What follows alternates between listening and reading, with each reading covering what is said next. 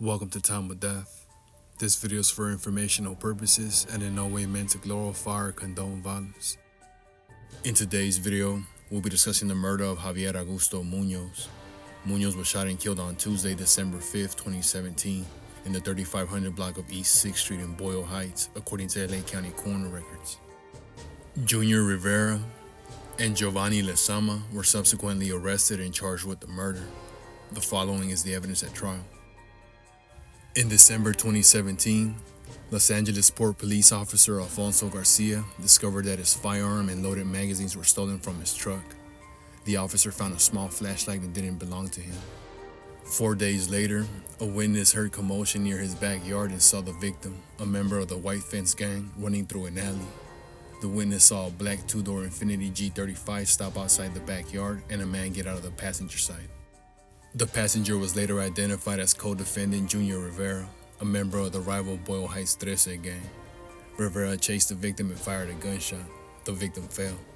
Rivera then approached close range to the victim, stood over him, and shot him 4 or 5 times in the back. Rivera ran back to the car and drove away. After being shot, the victim began taking his clothes, socks, and shoes off, saying he felt hot. He screamed for help. When police officers arrived, the victim was still alive and rolling around and moaning in pain. The victim ultimately died from multiple gunshot wounds. A medical examiner testified that the victim had a graze exit wound on the right hip, an exit wound near an armpit, one entry gunshot wound on the left hip, an entry gunshot wound on the right back near the spine with an exit wound on the right shoulder, an entry and exit wound inches away from each other, and an entry wound on the buttock. The bullet was recovered from the hip joint. Surveillance cameras near the site of the shooting recorded the victim walking through an alley and the Infiniti driving through a minute later. The footage captured the license plate numbers of the Infiniti. 2 days later, defendant Lezama was arrested at his home as he was getting into his black Infiniti. His license plate numbers matched the ones from the surveillance video. Defendant Lezama was placed in a cell with an undercover agent. Lezama told the agent he was 13 years old when he became a gang member, but got out of the gang about 9 months before the shooting. He showed the agent his BHTS tattoo on his head. He said he was shot by White Fence gang members 2 years prior and hated those gang members. Lezama told the agent he had a two-door Infiniti G35. On the day of the shooting, he wanted to drive around and look for White Fence gang members, and he forced defendant Rivera to go with him. While driving, they saw a person with a White Fence gang tattoo. He said Rivera was the shooter and used the gun he stole from a cop car. Lezama said he didn't get out of the car during the shooting. Defendant Rivera was arrested the next day. He was placed in a cell with an undercover agent and told the agent, "I'm going down for murder." He said the shooting happened a couple of days ago, and his stupid-ass homie got caught, and now everybody else is getting caught. He believed his companion ratted him out and said the plan was his companion's idea. Rivera said his companion was arrested at his home. He said he told his stupid ass to get rid of that car, and he still wanted to drive it.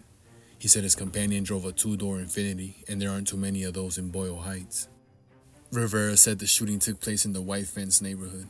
Rivera said he used the cop gun he stole from a cop car in Highland Park. He acknowledged the victim died. When asked about the gun, Rivera said he got rid of the gun already. Rivera said much of his gang went their own way, and that the remaining 15 members were over here putting in their work. After learning defendant Rivera used a firearm that was stolen from a police officer, officers investigated the burglary of Officer Garcia's gun and ammunitions. Officer Garcia provided the officers with 2 spent cartridges to compare to the bullet fragments and cartridges found near the victim's body.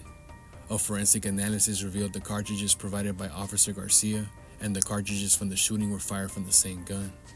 The officers also conducted a DNA analysis of the flashlight found in Officer Garcia's car. The analysis showed DNA matching defendant Rivera's DNA on the flashlight. A gang expert testified he was assigned to monitor gangs, including Boyle Heights 13 and White Fence. He explained that these gangs have a rivalry which stems from a fight over territory. Boyle Heights 13 controlled a very small area and had approximately 20 members. Their territory was located within territory controlled by White Fence. White Fence controlled a large area and had approximately 350 members. The victim's murder occurred within White Fence territory. Following the trial, the jury convicted defendant Rivera of first-degree murder, reckless driving while evading a police officer, unlawful firearm activity, and a misdemeanor firearm theft. The jury also found true the gun and gang enhancements. The court sentenced Rivera to a total term of 56 years to life in prison. The jury found defendant Lezama guilty of aiding and abetting first-degree murder and aiding and abetting simple mayhem. The jury also found true the gun and gang enhancements. The court sentenced Lezama to 50 years to life in prison. Javier Augusto Munoz was 25 years old at the time of death.